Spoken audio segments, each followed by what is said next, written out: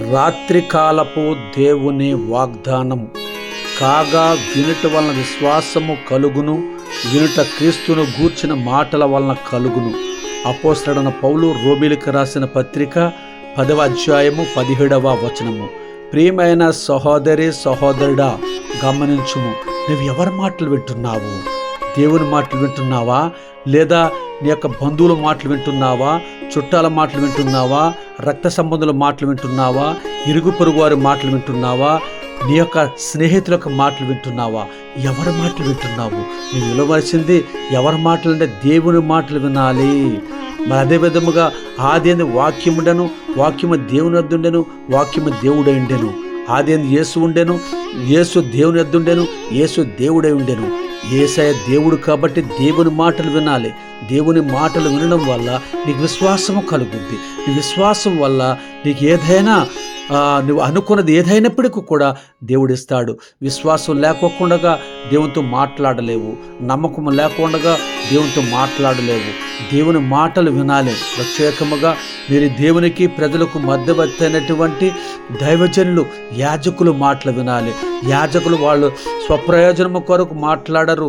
నిన్ను పరలోక రాజ్యము చేర్చే మాటలు మాట్లాడుతూ ఉంటారు. కాబట్టి నువ్వు పరలోక రాజ్యం వెళ్ళాలి. కాబట్టి నువ్వు దేవుని బిడ్డవు. కాబట్టి సృష్టికర్తని యేసయ్య బిడ్డవు. కాబట్టి నిన్ను పరలోకమునకు చేర్చడానికి ఎంతో ప్రయాసపడుతూ ఉంటారు. దేవుని వాక్యాన్ని బోధిస్తూ ఉంటారు. ఆ వాక్యాన్ని వినాలి. ఆ వినడం వల్ల నీకు విశ్వాసం కలుగుద్ది.